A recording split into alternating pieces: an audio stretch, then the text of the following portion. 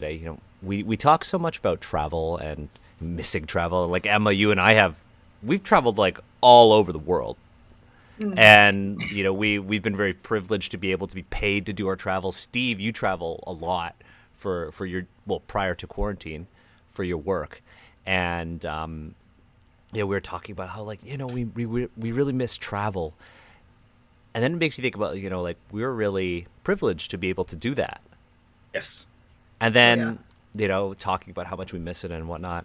And then I started thinking about privilege and, like, yeah, you know what? You know who's also privileged? The people who, say, oh, these disadvantages are also good things in L5R.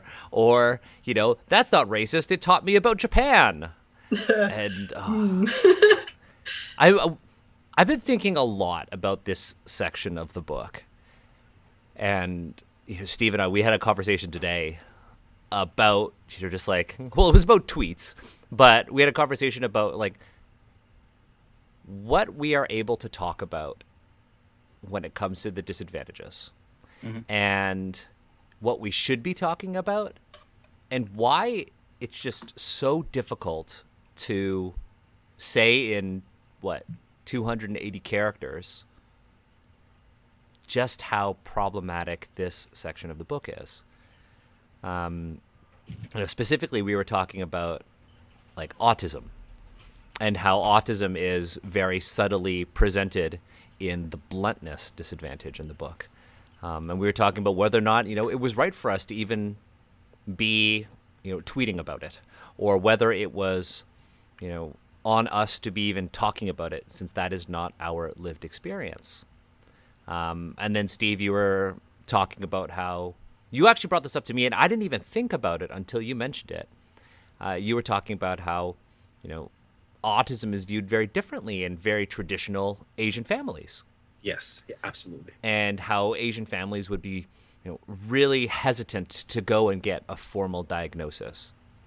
Hmm. And we talked for a while about, how there is so much nuance there, how, you have to view these perceived disadvantages and differences. I just like to say differences because one is not better than the other. You know, people are so varied and diverse, and we all have our own gifts. And for a game like L5R to say that bluntness is a disadvantage is shocking to me. So, we started talking about cultural relativism and how, there are clashes between, traditional Asian families, because this happens, like, it's a pretty pan Asian phenomenon, and, Western medicine. And then I was talking about a book, and Emma, you probably know it, The Spirit Catches You and You Fall Down, by Anne Fadiman, about the Hmong and how they view epilepsy as something inherently spiritual.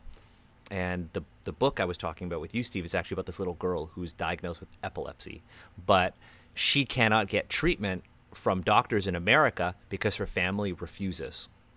And it's about how the clash between, Hmong culture and Western medicine as a culture, as a belief system, result in, this the suffering of a little girl.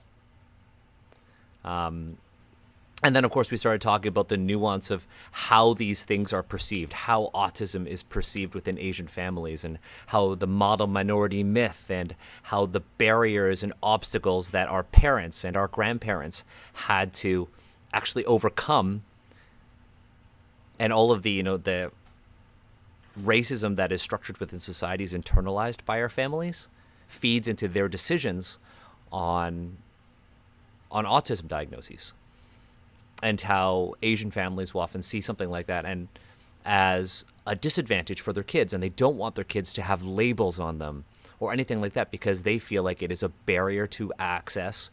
It's a barrier to success. And how taking something like that and making it this binary good and bad in L5R is, it wipes that conversation away. And, this section is just so problematic for so many different reasons. It's problematic because much of the language is very ableist, but it's also super problematic because it really takes something that is cultural perceptions of disabilities, perceptions of social interaction, illness, trauma, and it makes it very acultural. And it's kind of shocking for a game that touts itself as something very cultural. And that's kind of what I've been thinking about all day when it comes to this section, as I prepared myself for enduring this, this 2 hours of emotional labor with you 5 amazing people. But yeah, welcome, folks. What's up? And welcome back to Asians Read. Oh God, that was very well said. I thank you for doing that. That was great. Yeah. So yeah, thank you. And for those of you who are here, welcome back. This is the stream for tabletop gaming enthusiasts who want to learn more about Asian cultures, but also want to make their games more inclusive. Want to undo a lot of the harm that the past however many decades of tabletop gaming have actually brought upon the Asian community. We've seen so much positive feedback from you folks on Twitter. I gotta say, like, one of my favorite things that I saw, Adam Ali, Werewolf Feels, put out just this amazing Twitter thread. It's pinned on our page, just AZNS represent on Twitter, and Adam Ali is probably in the chat. If not, Adam Ali, you're the best. Shout out to you. But yeah, put out this amazing thread about listening, about why this is important, what we're doing is important, and why we should stop focusing on, well, L5R has some good things. That whole comeback, and Emma, like, your face says it all, right? It's like people say, well, L5R, got me into Asian culture. That can't be a bad thing. Or like L5R, like, I love L5R. It inspired me to go to Japan and study there for a summer. I mean, there's layers of problem there. Or I love L5R. It inspired me to write my own TTRPG. And while, there is merit to that, Adam Ali said it really, really well on Twitter and basically said, that's not what the show is about. Like, while there are good things to L5R, and we've certainly, like, look, Crab Clan represent. There are some things I really like, right? And Mantis Clan. We really loved and that Mantis episode. Clan. Yeah, that was excellent. We're not here to praise L5R, because if every single podcast, I'm not talking about episodes, like every single show, every single, group of people who get together to talk about TTRPGs only highlighted the good stuff, then the industry would never move forward. And we would be stuck with all of this, right? And I had a great conversation. I pulled a Steve, and I engaged, and I had a really productive conversation with somebody, and I hope they're here. And we were talking about how streams like this have the potential to turn people away from L5R because of the old guard and how they react. And we talked about that very thing, how if we don't stand up, if we don't put our voices out there, make our opinions heard, legitimize our experiences and perspectives, then L5R will stay the same. L5R won't grow, and the wider Asian population just won't engage. And I see that there's a mistake on the overlay. So let me fix that. Producer Daniel's going to go back and fix that, because I was spending way too much time thinking about how we were going to start this stream. I think I also want to echo something that Steve has said many times and that really resonated with me. And we were talking about it in our private chat earlier today. We were discussing Tolkien for a little bit and like Lovecraft and stuff like that. Like, it's okay to like something that has problems. That does not make you a bad person, but it's always a great idea to hope you can critically analyze the media that you enjoy, expect it to do better when possible, and just be honest with its flaws and its shortcomings. there's a whole discussion to be had there about, why people like the works of H.P. Lovecraft and why some folks are so keen on defending him, and the same for Tolkien, and the same for plenty of other things. I like a lot of crazy old pulp stories, which are really, really racist. And Yeah. that's something that I need to acknowledge. And it's okay to like this book and this game, but also to acknowledge that it has its weak spots. And that's what we're doing. Yeah, I mean, I'm sure that all of us could name, like right off the top of our head, name one thing that we really, really enjoy, but has a lot of problems. I was thinking that could be like a whole stream. I wouldn't mind doing a whole stream. That could be a on whole that, stream. actually. Like and Steve, Emma, you know this. Like my favorite TV show of all time, The Office. Yeah. I love it. I went to Scranton. I love it that much. Really? Wow. Yeah, we're driving down to PAX Unplugged one year, and I was like, I mapped this out. We could go to Scranton on the way over. I just want to see the sign. But like, I love The Office. It's my favorite TV show of all time. But there is so much wrong with that show. And even Steve Carell himself has even gone out and said The Office could never happen. In like, if they started The Office in 2019, it could never happen. Right? And there are things that Michael Scott is a character. I mean, first of all, like Jim Halpert is an awful person. He just constantly bullies Dwight. But, that doesn't make me a bad person for enjoying The Office. I have acknowledged its faults. I have acknowledged that, there are things that are bad about it. But there are also things that are good about it, and it brings me joy. And I think that's kind of what we need to talk about more openly when we are critiquing. We're not even criticizing. We're trying to make this better. We're critiquing these works. I wish we had said this and had this conversation like earlier on in the quarantine, and I probably wouldn't have had that many death threats or like harassment if we had said this at the very beginning when we did Oriental Adventures. But you know what? This stream is this is a learning process, and if you've been with us since the very beginning, if you tune in live, or if you're one of the we have 1,200 subscribers on YouTube since we started this like a couple months ago. Crazy. But if you're one of the people who watches live, or you tune in on YouTube later, or you listen to us while you're working, like, you've seen us change. You've seen us, change our approach, and you've seen us evolve as designers, critics, writers, fans, right?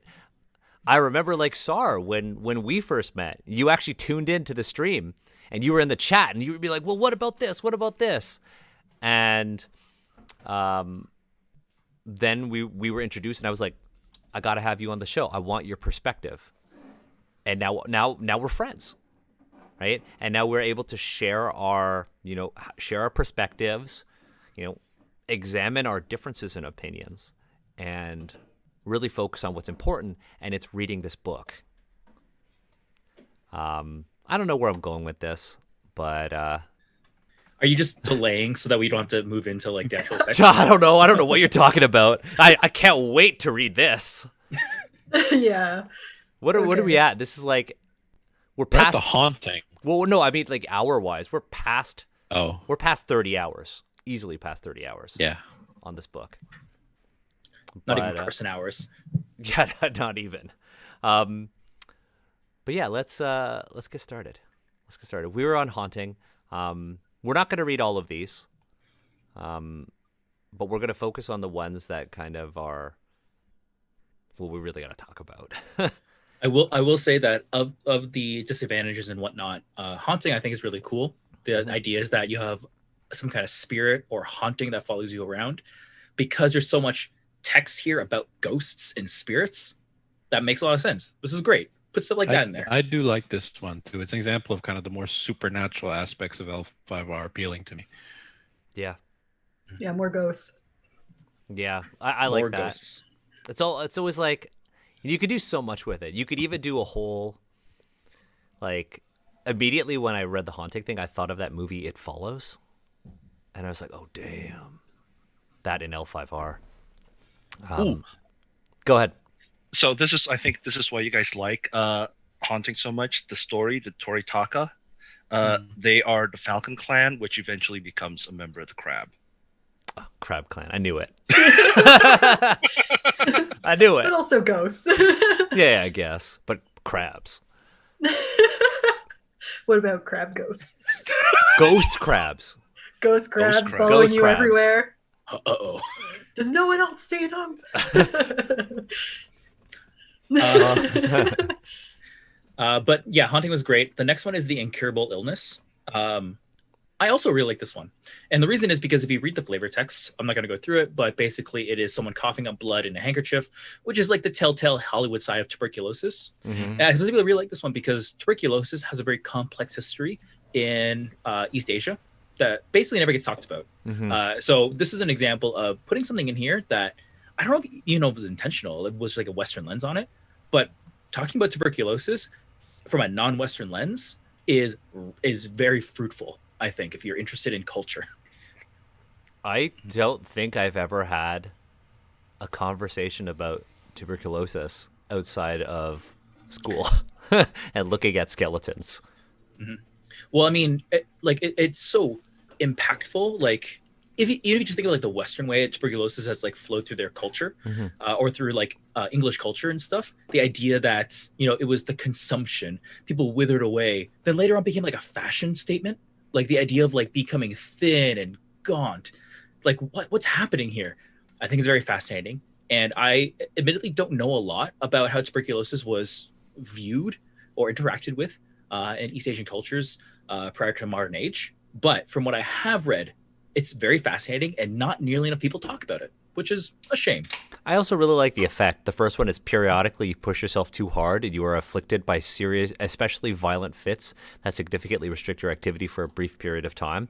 It can be done really well if, the player and the GM collaborate on putting you in danger and having other members of the party like swoop in to help you or compromising you or causing drama. I think that'd be really neat because it could have, really narratively interesting effects on like combat, but also on the sort of the intrigue side of L5R. Like imagine being in the court and then having one of these fits. I think that'd be really cool. I actually like this one less than some of the others, but I think for purely personal reasons, because I think of certain members of my family that have not suffered from tuberculosis, but have had other illnesses that are essentially incurable, things like fibromyalgia and suffering from regular fatigue. And I guess for me, this one hits a little bit too close to home in Right. that it's not really something I want to engage in a role-playing game. It's not something I really like being called a disadvantage. But that's an example of kind of my personal life Yeah. coding how I'm reading this, which is a danger for all of these things, I think. Yeah, and I that's think- why I think it's really important to use safety tools at the table. Yeah. And I think both our points here can be true at the same time. Yeah. Right. And I don't think we're trying to like knock each other down here. And I definitely appreciate how valid that point is. So yeah. I think that's why these conversations need to happen about these disadvantages because I know and that's why we need to have a wider cast. Like if it was just Steve and I, we'd be like, okay, this is great, and then Jeremy's opinion would just never be there, right? But yeah, let's keep moving. So are there any of the curses that you think we should talk about? The only one I really like, and only because this is the one I took for myself, is Kishoten's Curse. And only because I we're right there. myself personally also I'm just not good with kids. Personally. So this was just like, you know what? It's perfect. Kids don't like me for whatever reason, and I just don't like them for whatever reason. We're fine. It's like if I could return to kids at the end of the day or at the end of the hour, I'm okay.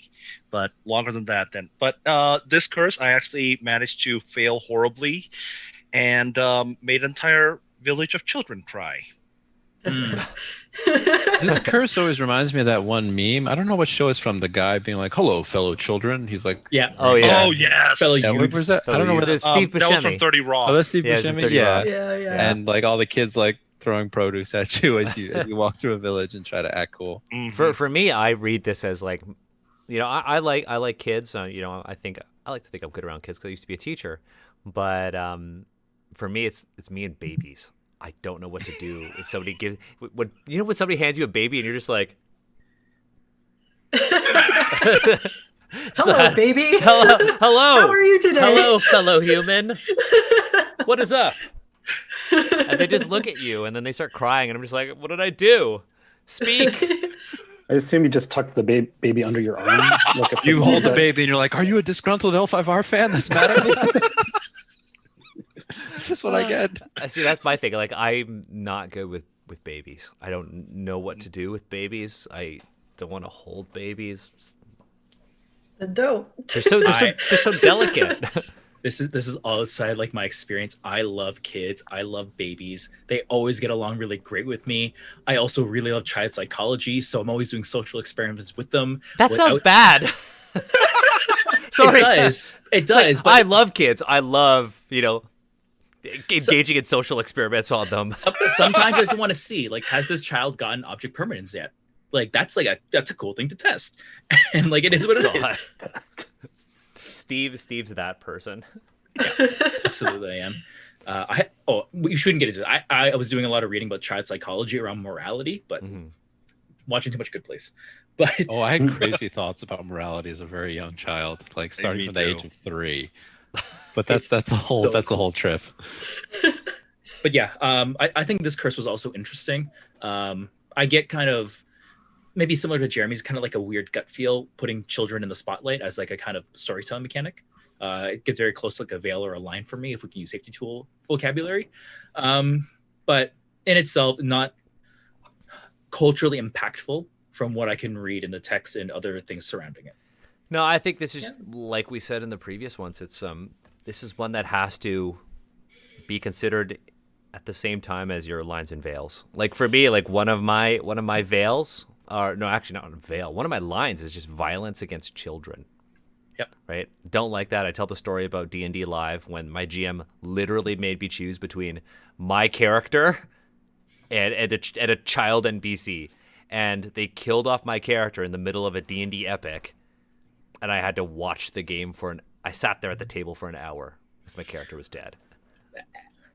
Worst game of D&D I ever played. Yeah. Well, yeah, with this one, all I have to say is I'm okay with the first part, like kids just don't like you. The second part, though, I think is unnecessary, that if you have children, that they're unlucky in matters of health, beauty, and happiness. Yeah, it's a little. That seems so unnecessary. Like, come on. And you really is. mentioned last time that the curse isn't really a cultural thing either. Not from the fortunes, especially. Yeah. Like I said, they're called the fortunes. they're not the misfortunes. They don't have opposite curses that they give if they don't feel like blessing you or whatever. So it's not really how it works. We'll see later on about health, beauty, and happiness and the cultural perception of it as we go through more disadvantages. But I think we can move on from here. Mhm. The next one is lost arm or lost arm or lost hand, and it is what it is. Sometimes people like have this disability, and that happens and whatnot. But I wanted to read the flavor text because for some reason I screenshotted it, put it on my desktop, and like it just sits there for some now. It's just this thing on your desktop. It's just this thing on my desktop now. But the flavor text goes, "Turn and face me, dog." Takeda stiffened and turned. Akoto Shinpei stalked through the fire toward him. "Back again, little lion?" sneered the Ronin. "I took your arm when we last crossed swords. Are you so eager to lose the other?" "I lost an arm, but at least I still have my honor," Shinpei growled. He drew his sword. It shone in the firelight. "Die by my blade, cur, and if you do it with courage, perhaps you can regain some of yours." And I just thought this was a lot. That's good. So That's a lot. corny. That's all. So Sorry. corny. A lot it's in just- 3 paragraphs. You tell it's somebody really, really, really poorly trying to invoke like a Kurosawa movie Yes. in the text, and it's Yeah. just like, oh, Or it's kind of like the Black Knight and Monty Just- Python. yeah, but it's, That's exactly the same thought came to my mind. although when I saw honestly. lost arm or lost hand, I immediately was like, that's not a disadvantage because I'll just make my character like the protagonist of Sekiro. Yeah, they don't have any specific text in here talking about, and I mentioned this last time, like prosthetics or anything like that. Correct. Yeah, but I mean, if they have scientists who are studying the creatures of Beyond the Wall and all of that, Absolutely, and I feel like that could be added here, like Yeah. Sekiro and so many other You know, what are other examples of like Japanese protagonists missing limbs? I'm drawing a blank. Yoshimitsu. Yoshimitsu. Yeah. I mean, Edward Elric from Full Metal Alchemist. Yeah. I mean, that's not the Yes. same time period, but it's Japanese media. Mm-hmm. Yeah. Oh, and But somebody yeah. mentioned Vash the Stampede. That's another good one. Yeah. Yeah, on the very next page, they talk about prosthetics. So Oh, okay. Yeah. Oh, there we go. not The lost leg. Yeah. Lost leg. it's in the flavor text, not in the actual. Oh, not the actual mechanics. Yeah. And in the last one, we talked about blindness, and now they have one that's lost eye. So they have you have to be blind in both eyes, or you've lost one eye. It's very specific. And there's Lost- also lost fingers. That's a hard line for me. I don't do that. You know what the thing is, and Daniel, you mentioned this last time, but honestly, like I'm just looking through these, and the mechanic for all of these is the same. It's the You same just thing. re-roll Yeah, dice, that's what and I if you said. fail, you gain a void point. And I'm just thinking about how much space could have been saved in this book if they had eliminated all of this Like I said, fluff and this is brought the- it down to just emphasize 2 skill checks, 2 distinctions in your character, and just do it Exactly. like that. Earlier, before we started going live, we were talking about how this game is kind of over designed in some parts, and like crunch can be a decent thing if it's good crunch, but this is not necessarily good crunch. This isn't even just, crunch. Yeah, This is filler. this is This is filler. filler. This is just Goku charging up the spirit bomb for however many episodes, and you're just like 4 episodes. 2 void points, 1 void point, whatever. Because it's the You know, same you all mechanic are for everything. talking about eliminating my job here. Oh, yeah, sorry, sure. Mon. I'm writing Sorry. like advantages and disadvantages. Oh, okay. Monty is the good filler writer. He's the Mon- Goku Yes. and Piccolo No, wait, whoa, taking whoa, whoa, driving whoa. lessons writer. Nothing that Monty writes is filler. Oh, okay, yeah. How dare you, Jeremy? How dare I? But I'm not saying I'm disagreeing. I'm going to remain You know neutral. Not say anything about it. Fantasy Flight Games, if you're watching this live or on YouTube, you should have Monty write more lore, more world building stuff. Actually, it's Fantasy Flight is no longer publishing the RPG. Another company owned by Yeah. Asmodee is. They're called Edge. Edge. Hmm If you want to be edgy, I don't know. Never mind. Sorry. That's like No, that's I like mean- that's like SARS laugh when I brought up my paint case last time. Yeah. Oh, what did Monty do to me earlier? Let's just watch Zoom chat. You guys can read Zoom chat later. Oh yeah, I saw. While we were talking about a serious thing too. Yeah. I don't know. Church giggles. So let's lost memories. So yeah, we get back into like this idea of mental trauma Yeah. and whatnot. And from my reading, I think that's what they're really going for. hmm The flavor text evokes like this idea of like tragedy. Like it's Mhm. quite sad that this person has lost their memories, and I think that is absolutely one valid way of looking at this. But if you look at the mechanics here, Yeah. so if you look at the mechanic itself, I think that is where we can like really dig into it. There's a period of your life that you cannot remember at all. The less important this period is to your identity, the longer it should be. For example, oh, interesting. Okay. For example, a single day lost might be sufficient if the character committed a terrible act during that time and struggles to understand how or why, whereas a full decade of lost memories might be insufficient if they are not especially foundational to who the character is. The player and GM should work together. It's always good to see that when the player and GM work together to determine the amount and importance of memories lost. Skills and abilities acquired during the lost time are largely retained, even if the character does not remember the act of developing them. Okay, I've got thoughts on this, but it's not really from an Asian perspective. It's more of a game design thing. What do you make a check for which you must recall information you learned during the period of lost memory, such as a culture void check to intuit how to behave in a particular situation similar to or related to one you encountered during that time, or a meditation void check to understand your past decisions? You must choose and re-roll the 2 dice, the same outcome. When I read that first thing, my gut reaction was, oh, this is for a player who didn't think of a backstory.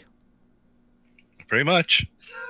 I feel like this could be good, but I'm specifically thinking of I don't know if anyone played the game Lost Odyssey. It's a Japanese role-playing game for the Xbox 360, and you play an immortal character who has lived so long that he has forgotten memories of his past life, and you unlock memories throughout the game. And the short memory segments were translated by Jay Rubin, who has translated Haruki Murakami's work, and they were pretty good. And so I feel like this could be good if it kind of leaned into that sort of thing. But in that game, you were playing an immortal character rather than someone who had kind of lost memories through some tragic accident or so on and so forth. Is Lost Odyssey the game that's it's supposed to be like Journey to the West? No, that is Enslaved Odyssey to the Oh, West. okay. Yeah. Lost Odyssey is just it's basically a Final Fantasy game, just not called Final Fantasy. I gotta look that up. Nope. Yeah. It was made by Hironobu. Oh, Sakaguchi. that game. Yeah. Never played Yeah. it. Yeah. A lot of people said that the memory segments of the game were one of the most memorable parts. And Jay Rubin talked about how, it was interesting. He didn't expect to be translating all these things that kind of embody Buddhism and so on and so forth. Yeah. Oh, that's cool. Yeah. Let's keep moving. Actually, I want to Oh. extend, Daniel, on your game design like critique here, because I would like to send this because on one hand, it kind of like for the lazy player, it is what it is. On the other hand, it actually, without the proper guidelines, is yet another vector for someone to really introduce a very problematic microaggression within your games. So that day of being lost, that could be anything. And yeah, your GM and that one player can talk about it, but that's just two players out of the entire table that have really gone through it. There are no other guidelines as to what it could be. So, like, let's say this person really wanted like a Naruto, like Sasuke's older brother has like killed the entire village and whatnot. That has problems with it. Like, that's not necessarily like a neutral thing to say about your culture and like what you're trying to say about these people.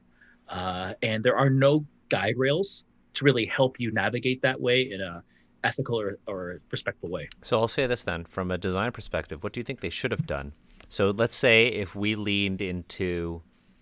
to rewrite this entire section of the book, and we said make your own disadvantage, or if we renamed it and make your own, I don't know, what would we call it? But anyways, how would you, Distinction? I don't know. distinction? Character? Character. I feel like that terminology would clash. Yeah. If they still want to stick with the positive and negative traits, I mean, you don't want it to be a flaw. You don't want it to be a disadvantage, but you also want it to give your character a little bit of depth and give your character. I don't even want to say it's a weakness necessarily.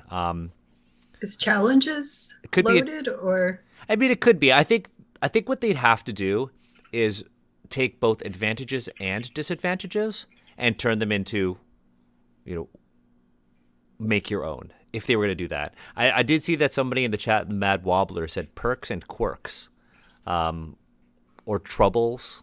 Oh, I like quirks. That's pretty cool because quirks can be a good thing. Yep. But if you were to do that, Steve, would you put like guidelines on what can't be included, or would you put like a blue sidebar text like they do in this book and say, this is how you have a conversation with your table about what is appropriate to be included in the game? Because, yeah, I mean, there could be a whole group that wants to do the whole like, I'm Sasuke and Itachi killed my whole family and I have trauma from that day.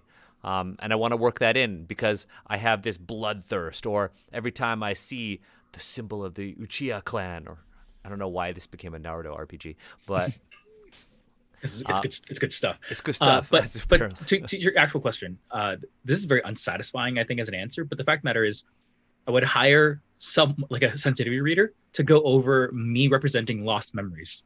But here's the thing, though. If we were to make it, a section of the book where you get to create your own, so Lost Memories is perhaps just like a line on a table, how would you communicate to the player, right? And this kind of strays into, you can only do so much as a game designer. Like I've said before, like I wrote a game that is about one of the bloodiest wars in history, and it's a game that has PTSD in it. It's a game that has like intense violence, and we took all the necessary steps to make sure that safety was talked about at the very beginning, and how you could scale it to meet your needs. But people are still going to, engage in that problematic behavior. So the onus is on you as a designer to put, tips to make sure that you've taken all the steps to ensure that anybody, who is reading the book is instructed on how not to do it, but they're still going to ignore your rules, is basically the point I'm trying to say. So what would you say in a concise manner to avoid that? Would you give a blanket statement that would apply to all quirks or complications? What would you do? It's a tough thing to. I mean, I don't expect an answer because it's difficult. It's Daniel, also very contextual. Sorry, go ahead. Oh, are you trying to segue? Because there is a section on page 138. Oh, I wasn't even trying to segue. Yeah, creating your own advantage or disadvantage. Yep. Ooh. Do we want to jump there? So it comes, like, if you're reading the book fresh, it comes after you've read everything. Yeah. Like it is the Yeah. last Right at part the of the end. section. Yeah. I And I- feel Go ahead, Emma. I feel like based on how we've been kind of tearing apart either flavor text or the mechanic or comparing and contrasting or saying they don't work. And also, I don't know, if you want to give suggestions, is there a reason why you couldn't do a big old section on like how to do this sensitivity and thoughtfulness, and then give some suggestions, and then it's up to the players to say how that works for them and their characters rather than trying to guide them through details about the mechanic and also bits of flavor text. Yeah. And I think that's why this thing has to be very mechanics light in order to emphasize the conversation that needs to be had. I think there still has to be something mechanical here. And the reason why I think there has to be something mechanical here is that if not, people just won't engage with this feature of the game. Right? It's the same thing about D&D 5th edition. Bonds, flaws, ideals, personality traits. Do people really use those? They don't really have any mechanical bearing on the game, right? But in games like Coriolis, which have something very similar, you get experience for engaging with those. So I wonder if L5R could do something like that. I disagree a little bit that Bond's flaws in D&D are not compelling, not because they're not mechanically persuasive. I don't think they're entangled enough with the actual day-to-day, hour-to-hour gameplay. Well, yeah, that's the mechanics, So- though.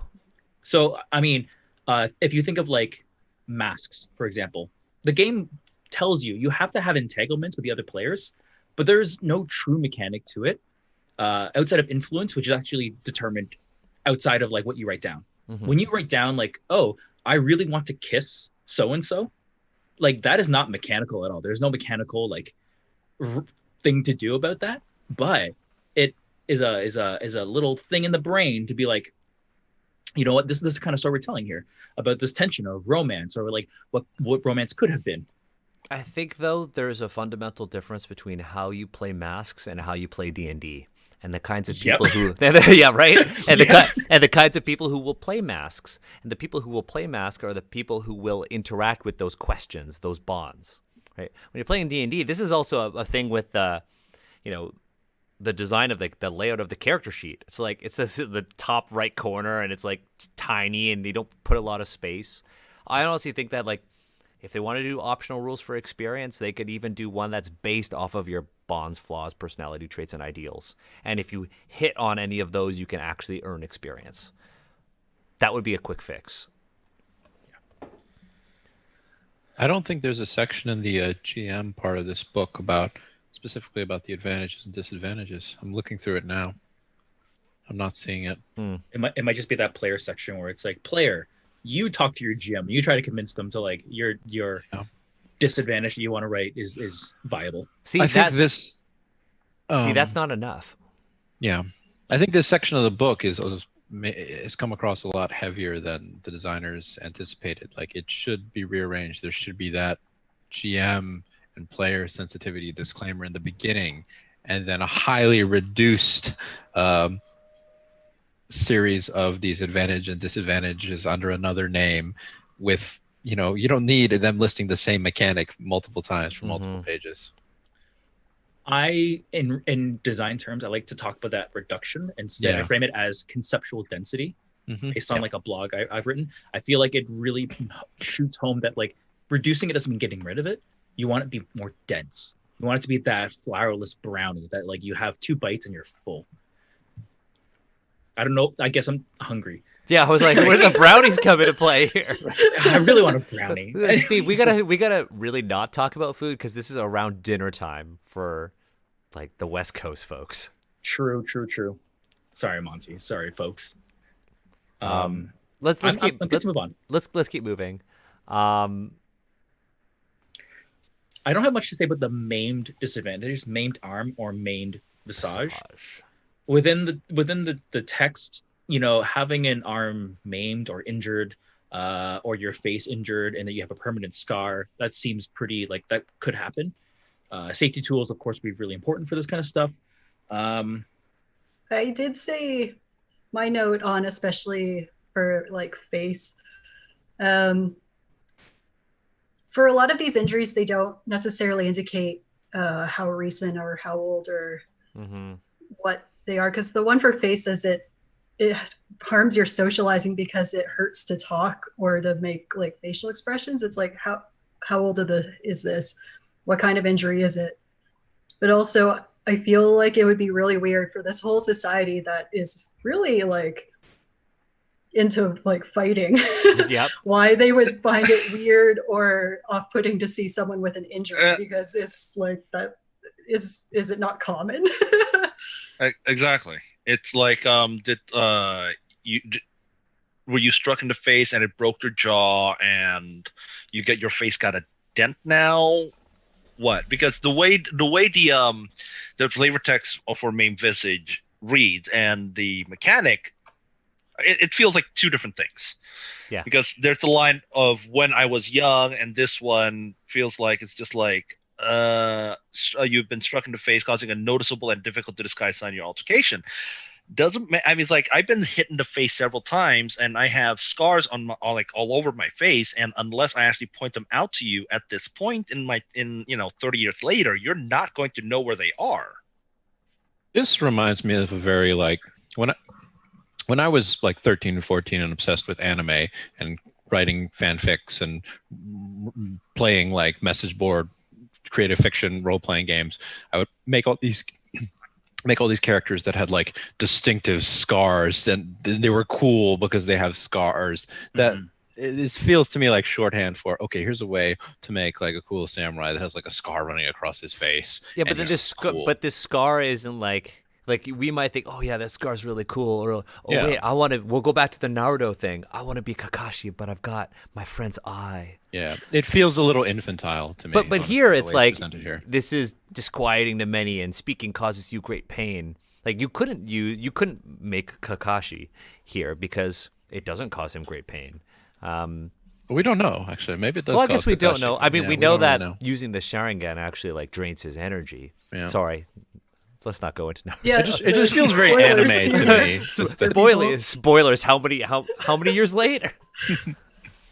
But yeah. Anyways, I just, for some of this stuff, it's like you're setting up like a war scenario, but making it socially unacceptable for them to have noticeable injuries. It's like, what are you talking about? Yeah, it's you're right. It's poor world building. Like, why would they be upset by seeing people who have been hurt in Yeah. conflict? Okay. I'm gonna put this out there because, and I know this is not from the core rule book. This is another disadvantage from Path of Waves called Horrible Scar.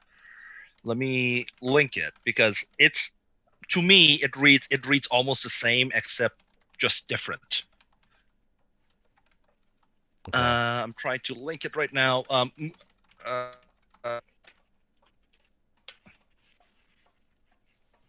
Jeez. I can't find. Oh, there we go.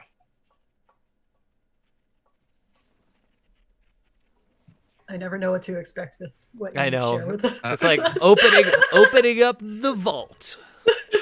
I'm at this Okay, point now there you where every time you link me something, okay, this is not so bad. I use them to be like an image where I'm like, that's gross. I don't want to see this. Yeah. It says Oh, just some horrible font that's scar. really hard to Okay. read. Sorry, stream. This is going to be difficult for you to read. I guess we'll read the flavor text. Hibiki rose from a fitful sleep, his body aching from the prior night. Walking over to the basin of water, he stared for a moment at his reflection, shocked by the awful gash that cut across his jaw. Well, his partner Kyo said from across the room, I suppose you still have your beaming personality, Hibiki swore, and threw the basin at Kyo. Types interpersonal mental. It's not Scar, which is interesting. The effect. You have gained an awful scar through your travels, and it hinders your interactions with others. People stare at you, treat you unfairly, and otherwise judge you for your appearance. I mean, I guess the new one's better. I don't know. Tema's point is it is saying something about the world you're going to play in. Yeah. It is saying that this Asian pastiche people basically are prepared to judge you based on your appearance. Yeah, they're like hypocritical because they're like this warrior culture and Bushido, the way of the warrior is central to everything, and yet like, oh god, look at your scars. Like, I don't get it. Mm-hmm. Again, this is a world building flaw right here, and that. Would you say it's a stereotype that Asian people are judgmental? Yes, I would say it's. I would say it's a stereotype. Yeah. I feel like all people are. All Yeah, I feel like are judgmental. All people are judgmental, but I think when it comes we're to talking about appearances. I think there are certain. Sorry, go ahead, Steve. no, Yeah. please go. I'm still forming here. I think there are certain systems in place in certain Asian cultures, which yes, might skew towards judging people's appearances and physicalities in a way that is perhaps more obvious than in certain other cultures. But this is a thing that's worldwide, and unless you're really prepared to engage with that idea deeply in a game like this and engage in why certain Asian countries have certain ubiquitous standards for beauty, which many times were imported from the West. Mm-hmm. For example, why is whiteness prized in Japan? That's not necessarily a Japanese concept. You could argue that it is. Some people might, but yeah, it's you're going into a very in-depth investigation when you bring that concept into your game. And I don't think L5R is really prepared to deal with the consequences of that. Yeah, I don't think that Asians being judgmental is necessarily the stereotype we're talking about. I think it's talking about the importance of appearance and saving face in Asian culture. Go ahead, Steve. Sorry. I was going to say that this complexity we're talking about, viewers have probably noticed we slow down a lot when it comes to this, because on its own, it's kind of like, it is what it is. But what we're really talking about here is intersectionality. So this idea, like you are scarred, you are maimed, and people treat you differently, that is not necessarily an Asian experience. Obviously, it's not an Asian experience, right? That's like pretty universal. Mm-hmm. But we are talking about the intersection of being Asian, or being represented like an Asian person, either natively or you're like an outsider, and how that is being portrayed by the people in the fiction. And that is where the complexity comes from, because every single person, whether or not they are white or non-white, has this idea of like what it means to have these physical scars, how it should be interacted with society, and that gets sticky, and it brings up a lot of emotional kind of like knee-jerk reactions, all of which are valid, but are incredibly difficult to unpack.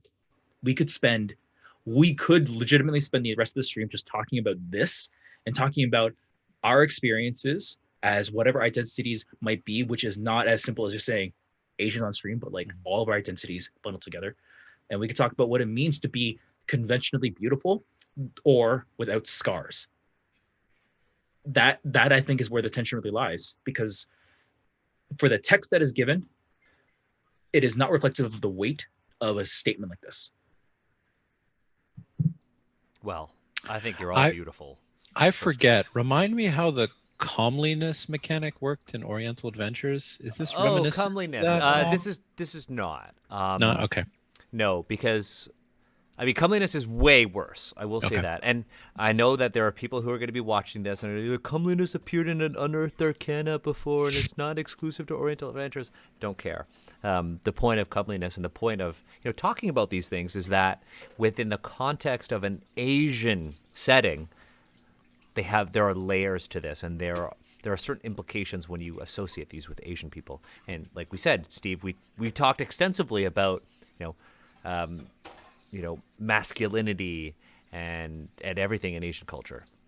But no, comeliness is a little bit different because comeliness is a number, and you can use comeliness to get what you want in really icky ways in D&D. It's like when you ever. I hope this has never been the case for you, but if you ever had a game where you've had that one player who's like, I roll to seduce, I want to do this using their had it. charisma, yeah, I've had it, yeah. comeliness was kind of like a way to do it. Yep. And but the thing with comeliness is that it also factored into your ancestry. So if you were a certain ancestry, like the bearded Asian people, if you want to code them as the Ainu, you literally had a penalty to comeliness at the start of the game. It's that's bad. messed up. That's bad. It's messed yeah. up. Yeah. But anyways, we should move on. Let's keep going. I will say I thought Momoku could potentially be entertaining if not done in a crappy way. Oh yeah. The script is Oh, kind yeah. of funny. I thought it would be fun. So it's That's a great one. you do not detect supernatural presences even when they make themselves evident to everyone else, and you are blissfully unaware of the ripples in reality such entities and phenomena create. You can still discern effects they have on the physical world, but only when they become quite obvious. I actually quite like the flavor I text like for this that. one I really too. love The this. flavor Me text too. is pretty funny. What is Momoku? And actually, Yeah, I what don't does that word understand. mean? Is there a specific word, Emma? I don't know. Because like Momo is Peach in my mind, but depends on how this is said. Hmm. So nothing immediate comes to mind when I look at it. I love this. Imagine being like in the Falcon Clan and you're like, there's no such thing as ghost. Oh, yeah, And Right. your whole, Right. and your whole Go. family's like, what are you talking about? Look, it's just like science. I'm gonna go join the crab. Yeah. I just think it I could thought it be was fun. really fun. Could be annoying if you have the wrong table, but hey, like, I think overall it's pretty hilarious. Some folks in chat have said that in older versions this was basically a death sentence. I can 'Cause see that. I could also see that, and that would be anti-fun.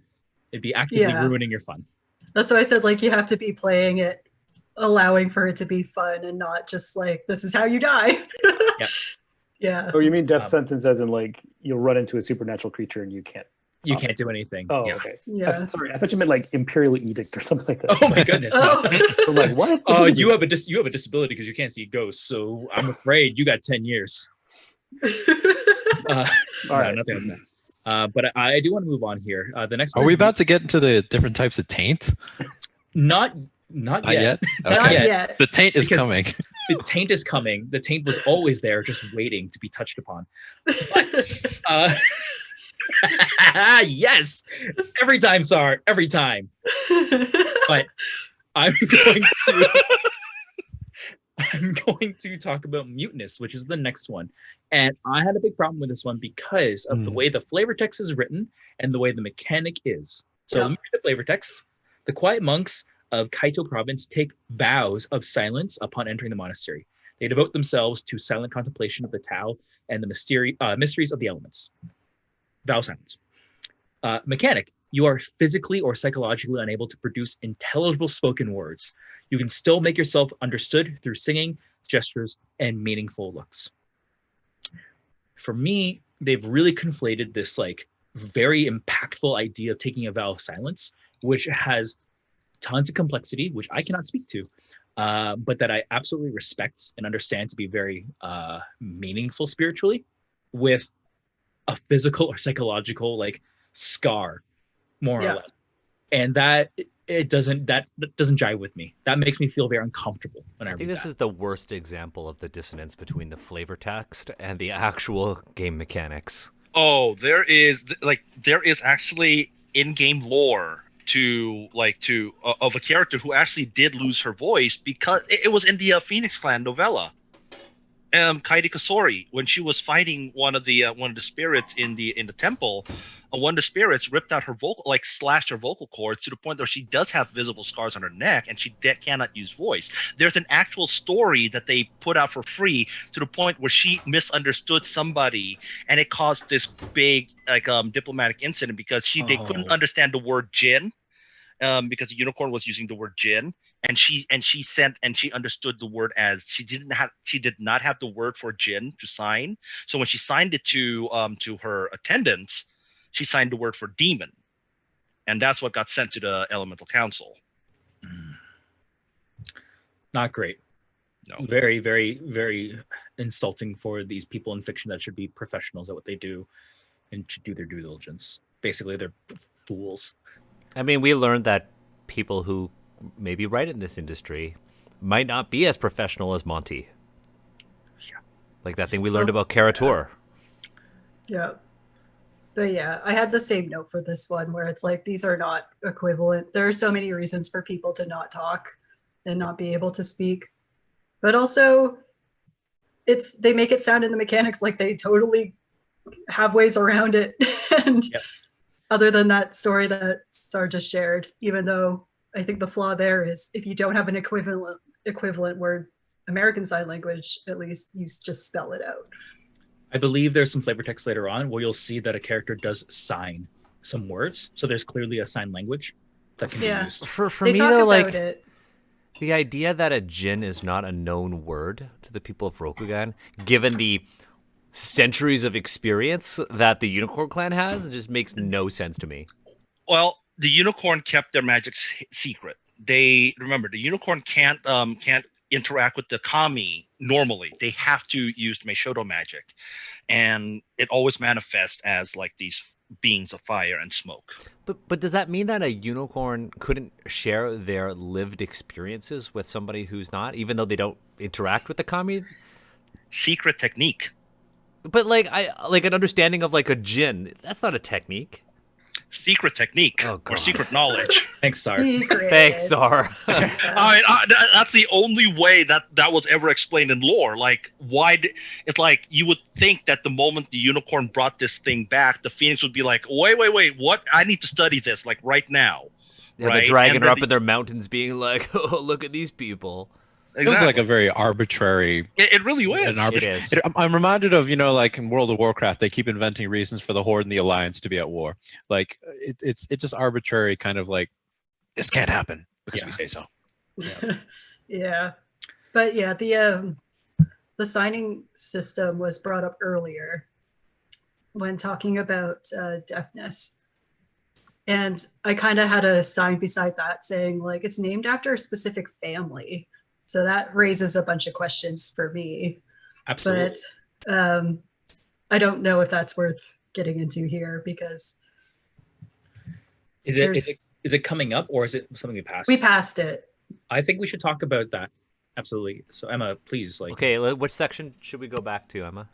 I don't know. It's page 119. Okay, there we go. Oh my God, that's so far up. There we go. Right, Okay. the deafness. Deafness. So yeah, it's called Hiruma Hand Talk, which I was like, why can't you just call it sign language? But also, what's Hiruma? And The Hiruma is a family of so the Hiruma are a family of the Crab Clan, and the Hiruma Hand Talk actually does make sense because they are scouts. So they may have actually developed sign language to help them in scouting parties, and that was just kind of like what they used to communicate now. Okay, Is it a so full language, or is it like, I military don't- signs? I don't think that this is the first time I actually heard of the Hiruma Hand Talk. So this may be something that. But it's a battle sign language, so it would be highly Yeah. contextual. Mm-hmm. So it's yeah. all So maybe like maybe I don't know how it could be adapted, but Okay, yeah, that's something I had a question about. But here's something where I had a bit of a note for potential sensitivity as well, is that describing this as a flurry of Haruma hand talk, it's like, are we like setting it up for people to pretend sign language, Yeah. to play That's- out like sign language when they don't actually know it? It's like, let's maybe not do that. Okay, here's what I would actually That's a do. good point. Because the Haruma is an actual family. Haruma's hand talk, if it is being used as like, you know, hand signals for two Haruma scouts to communicate with each other, then maybe have a primer of hand signs, and that specifically says that this is what the Haruma use to communicate with each other in the Right. field. So make it real Make it real. within the game, Mhm. or you know, learn some basic sign language and use that properly, but don't just make stuff up and flap your hands around. Exactly. On that topic, Emma, Mm. I will note that in my sessions of L5R, one thing that has kind of ground my gears is the fact that our GM has spoken gibberish Japanese at times. Super. Um, God, yeah, you gotta Oh, love it. yeah.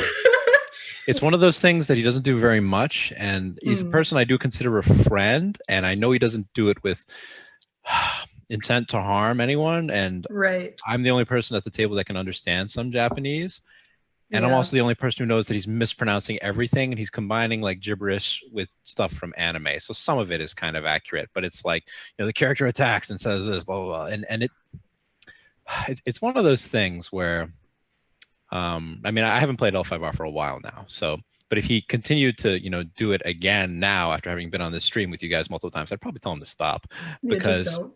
It's, yeah, just don't. And I remember we played a one campaign where we were interacting with, I think we were it's sailors from what's the not India in this world, The Ivory Kingdom. the Ivory Kingdoms, yeah. And he was like, they're supposed to be speaking in their quote unquote unintelligible foreign language, and he was like mimicking some weird unintelligible foreign language, which is, you know, he's half Southeast Asian, so you know maybe it was semi-legitimate, but it felt very uncomfortable. And so this is a game that gets into those kind of weird Yeah. areas where you're like, come on, dude, like, you know. Yeah, L5R is a Don't game do that that. puts you in really compromising positions and doesn't prepare you for it. Yeah. That's my review of L5R. Yeah. I'm so sorry you have to deal with that, Jeremy. That's I mean, Me too. not anymore. And, you know, I wouldn't deal with it at all if it were somebody I did not know. This is a person that I do believe is like a good person, and I like their company. It's just this game creates the framework to incite that, you know, perhaps Yeah. unintentional, but still incites that harm. Yeah. And with a little bit more sensitivity, maybe my friend would realize that, hey, I probably shouldn't do that. And, you know, if we were playing with a table with more Asian people or Japanese people, I have a feeling he wouldn't do it, because I think he knows that it's probably not the right thing to do. But unfortunately, L5R as it is, I think makes a lot of people probably fall into that pattern. makes them of, I'm feel gonna shout- safe. Yeah, I'm going to shout out an anime attack or a Yeah. mispronunciation of Japanese that I saw from watching, I don't know, like Naruto or something like that. You know. Sounds like we're getting into the philosophy of morals and ethics. But That's a whole other podcast. Okay, so I had one last thing that's completely separate to the disadvantage of muteness, which I thought was actually really cool. But obviously, I don't think that was their intent. It actually mentions that if you are psychologically or psychologically unable to speak, you might be able to sing.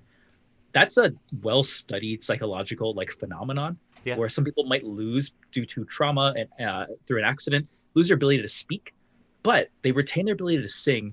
And the reason is because those two parts of our brain aren't in the same place. Speech and music are in different places.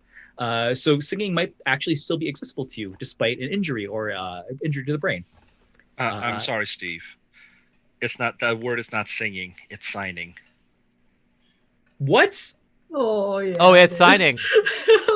Oh, that's so sad. I am I'm so sorry. Steve. but I'm they can sorry, add y'all. singing. but we I can. feel bad now. Well, that's That's a okay. revision that we would make. That's a revision that we would make. There we go. I end this with saying there's an episode of Explained on Netflix or YouTube about music where they talk about injuries, where music comes from, and they interview an artist who due to brain injury, lost their ability to hear music, not through their ears, but in their brain, and the trauma of that, and then the healing process. Very, very interesting. Highly recommend, but that is outside the scope of this stream. Let's say it says singing, and we Yeah. really like that. That would make me feel better. Yeah. Yeah, there we go. I It like says that singing. idea. Way to go, FFG. You did it. Or if Monty wrote it, Monty would write singing. I would like to point out in some contracts, I have not interacted with the game mechanics in some writing contracts. So Yeah. I'm wondering if in this case that the game designer and the writer were not on the same page. I can And- see that. It feels like Yeah. that. Yeah. And I've had so I don't know. Simon That might be an Simons. explanation why there's this weird disconnect between the two different texts. So That's a good point. Let's move on. Oh wow, there's one actually. It's just called "Scorn of One Group." Yeah, it's to reflect the benefit, the advantage of Yeah. having the favor of another group. Yeah, that one makes sense. Yep. Shadowlands Taint. We should probably talk Getting about. into So we the taint. finally get to The finally taint. get to finally get to So touch many the taint. types of taint. Taint. There's Air, earth, water, fire. It's a whole Captain Planet of taints. yeah, and there's more taints. If anyone has Captain the Taint. Shadowlands, if anyone has Hero. the Shadowlands book, it expands on the taint in the Shadowlands book. Expanding taint is always something to be wary of. Wow, Steve, you were quick on that to moderate. Wow. Y'all in chat, I have to do my best to really keep up because Twitch doesn't really like us talking about taint, but that's okay. We'll No, it's override it. okay. This makes sense here. It's important. It's It doesn't, but it's taint time. Wait, if it's taint time, I gotta pull the jade out just to to protect me from the taint.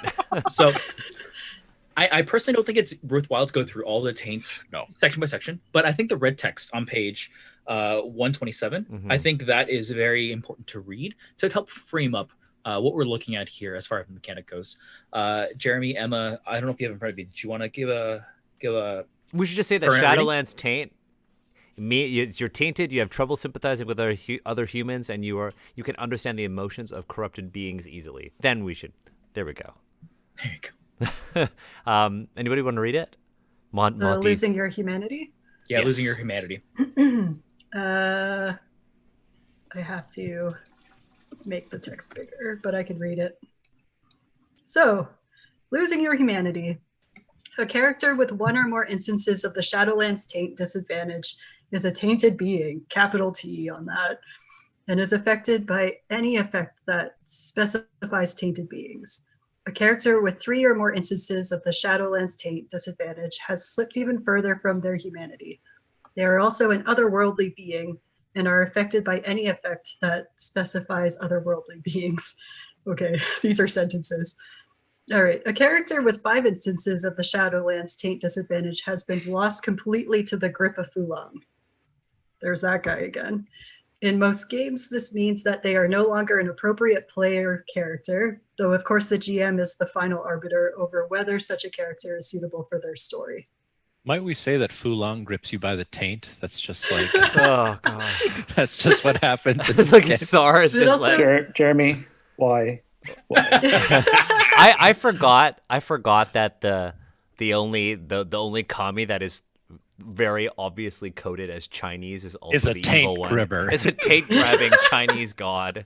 Oh Yeah. my god. Yeah. Somebody's gonna like take a clip of that and just put that online and be like, The taint episode, yeah. "It's the taint episode." Is that what? You know what? I bet you anything we'll get a lot of views on YouTube if the one about taint. Thanks, producer Daniel. Trying to get those YouTube numbers up. Um, But yeah, so the more tainted you are, the less human you are, is all they had to say there. those were, like you said, those were words. Yeah. Affected by the effects and the, yeah. So, sure. I mean, I guess And- it's just like, oh, you. I think it's kind of the one thing that I kind of like, but I think I want to know what all of you think about it. There's that line. It says, "But you can understand the emotions of corrupted beings easily." What I think, like narratively, would be really cool, and I'm thinking about Crab Clan, and I'm like a scout, and I'm on the other side of the wall, and I've got the Shadowlands taint, and I'm just like super tainted. and I'm with my companions who maybe haven't been on the wall, and I've been out there for so long that I can understand the creatures that are there, and I think it's normal. Is that a thing, Sar? Like, But that's what I'm saying. Understand the emotions of corrupted beings. I'm like, no, this one's fine. This one's scared. But are No. the Nezumi tainted because they live in the shadow? No, the Nezumi are actually immune to taint. Okay. And The that's never Nezumi been are the explained. rat folk. They are basically. the ratlings. Yeah, it's never been explained to me. It's never been explained why they're immune to taint, but they're immune to taint for whatever reason. Yeah. Now, this the Shadowlands taint that does come into. There is a story element. Now, again, this is one of the things that the Kuni feels like they have to be tainted in order to understand what they're studying. So that's kind of like how this thing came about, I guess. The next page has that guy that you showed us a while back, Sar. Oh yeah, we What's his gotta name go again? with one. Kumiori, His yeah. His name is Fire. Kuniori. Or is that the Void one? Which one is he associated with? He's actually an Earth Shugenja, so Would that be the Shadowlands Taint Earth then? And they just put the art. they Your put it. mic is really It's quiet. You got Shadowlands. super soft all of a second, Daniel. Daniel, you have to speak into the microphone. I'm What? sorry. Did I get super soft? Sorry. Yeah, a little bit. Yeah. That's my bad. Yeah, he's next to Shadowlands Taint Fire. But Mhm. yeah, if you think that was bad, Yeah, here where's is that old original school art. Yeah, because he's the one that's making all of the monsters into, like, putting them through elaborate experiments and stuff, right? Yeah. Mhm. Oh yeah. Yup. Yup. That's a So, Yeah. That's a Fu Manchu. That was an if I ever art. saw one. I forgot that's what this looked like. I knew it was bad. but like, have they really changed it that much? No, they Nope. haven't. Nope, they haven't. Not at all. Wait, let me overlay my go. There we go. So I think we've touched on this, obviously, why this is problematic, but maybe it's worthwhile in like a paragraph kind of talking about why this is harmful, this imagery. I mean, so it evokes the Fu Manchu, which is tied to the whole Yellow Peril, and early perceptions of Asian immigrants coming to steal their jobs. But it also, like, this whole, I mean, the look of this character, like, and I know like they have a role and they're like this like evil, like there's this mad scientist sort of thing, right, Sar? Yeah, but okay, here's my beef, and this is an actual real beef I have with FFG in the storyline right now. This image was released prior to the current storyline. In the current storyline, there was a storyline prize that happened on what was supposed to be at Gen Con, whether Kuniori would follow the path of humility or follow the path of courage. So whatever was happening here, he didn't need to be depicted this way, right? When this card was released, they could, if they were trying to, they didn't have to depict him this way at all, period. But they didn't even have to make him even look somewhat menacing in his original depiction in FFG lore, because they didn't even plan on making him a bad character yet. There was no, he had like these drops of like he could be corrupted or he could be evil or whatever, but there was no indication, especially given the story choice that we were given at Gen Con this year, that he was going to be a necessarily evil character. So why is he depicted this way right out of the gate? Yeah. Do you think the depiction influenced I his think eventual so. character development? Yes, I do. Because like Well, it they're would be like- hard to make him a good guy if that's what you're looking at. Well, they're just gonna be like, well, we paid for all this art, and everybody now thinks he's evil. I guess we'll go that way. But yeah, everything about this art screams like Yellow Peril, exotic Asian sorcerer. If you hadn't seen any other art in L5R and you just saw this one, my God. But I think it's a nice opportunity here to talk about character redesigns and how there's always a segment of the fan base that vehemently objects to when any character undergoes a redesign that might be intended to reduce the harm that their original appearance created, or at least, bring them up to the current era. And you see this a lot in the nerd world. I mean, you see this in comic books all the time, when like comic book characters get redesigned. I'm thinking of like Red Sonja, like the female Conan, who was running around in a chainmail bikini, and then they had a What they about the gave her a- Batgirl redesign? or the Batgirl redesign. Yeah, Batgirl redesign is a big one. yeah, and I get quite frustrated in when engaged with these nerd properties, when oftentimes the redesigns are quite good. I mean, not every redesign is great, but oftentimes they're quite good, and there's always that vocal segment of the fan base that is insistent upon rejecting something that might be for the benefit of a group of people that is not necessarily you, but is still, important and worth paying attention to. Oh yeah, a couple of people in the chat have brought up some things. Am I still quiet? What happened to my audio? No, you're, Oh, I you're, think good, you're you're good better. now. You're good now, Daniel. Oh, okay. Yeah, some people in the chat brought up the Doji Hotaru and Doji Yeah. Hoturi. I remember that, Sar, you mentioned earlier in the series when you were like, the L5R community is just really against Yeah, they rechanging. were. You know, if we're talking about comic book characters, you know what? There was the perfect opportunity for a redesign on a comic book character recently, and Marvel fucked it up. Who was it? Iron Fist. Yeah.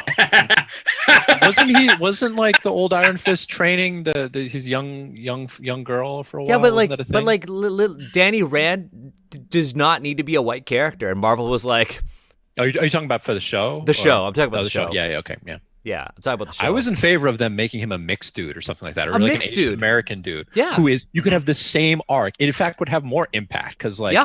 he is essentially like an American dude. He's in China or wherever. and he doesn't, learns and he his might not skills, fit and in he doesn't there know too because anything. he's mixed. Yeah. That tells a very interesting story.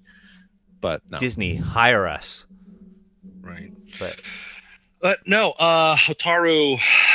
So Doji Hotori. And they had a relationship. He had a relationship with Kachiko, which could have been described as abusive, hate effing, 100% of the time. But they redesigned the character they made Hotaru a woman who's a capable clan champion and who happens to be in love with Kachiko, and it actually is a better, more compelling story to read, other than all the hate effing.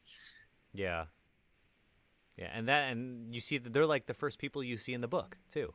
That you are, and and I will say that a majority of old school L5R I won't say majority, a lot of old school L5R player chose not to play the new game because of that story choice. Well, L5R doesn't need them. No, we don't. Oh, that art, and I remember we saw this earlier, and it's just take a big X and put that through this art right here. Yeah. I was all excited Yes. about my lab, and like Yeah, literally. doing some science in Rokugan, and then you're like, "Oh, this would be your boss." I'm like, "Oh God, come on, man." Yeah. They put a lot of detail into the taint. Like they have a whole blue sidebar on Yeah. tainted characters in Rokugan. The corrupting influence of Fu Lung is Is So- a Is big ill part of understood. Rokugan. yeah. I mean, here's the thing, and I am going back to old lore, but at the old, this is like at the end of Clan War, which is the end of the first cycle of the L5R CCG, the first major storyline.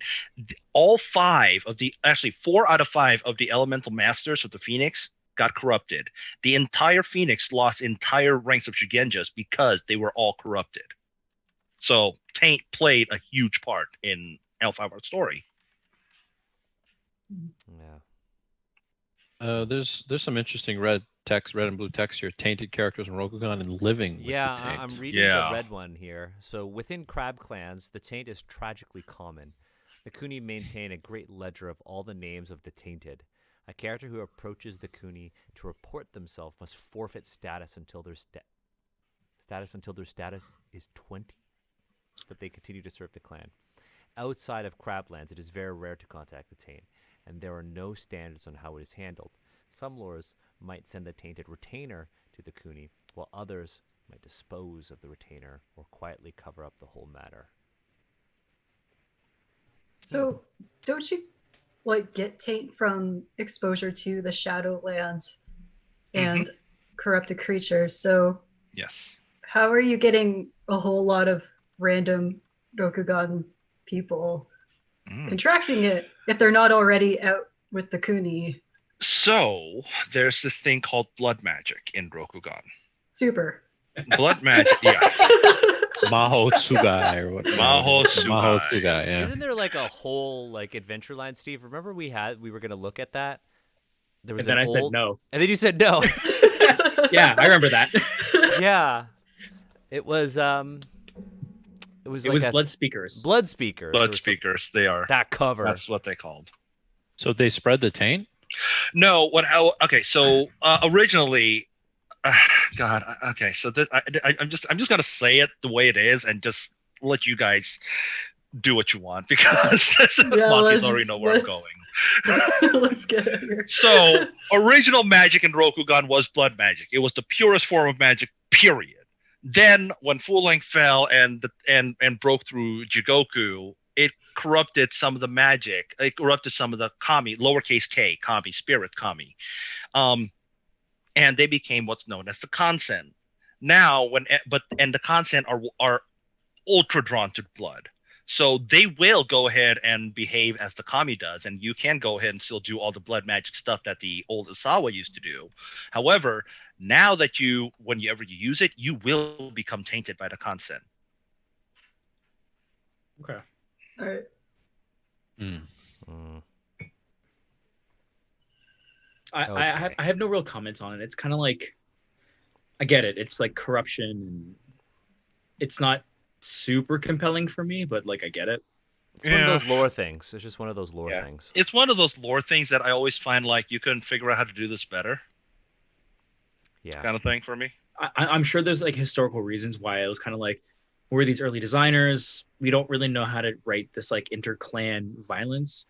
We feel like a lot of players won't resonate with that. So let's have like this unknowable thing. Call it tainted creatures, and you fight the tainted creatures, and like everyone's kind of happy. I wash my hands of this. Gives a player something to kill and something to fear. Yeah. Yeah, you can do a colonialism on the tainted creatures and not feel bad. Mm-hmm. Yeah. Ugh. That's. Ugh.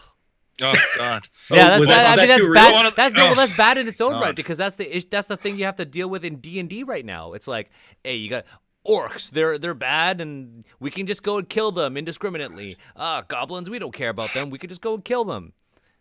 God, when you said colonialism on tainted creatures, it was like you just reminded me of like an actual period in L5R history where all of Rokugan got the colonialist bug.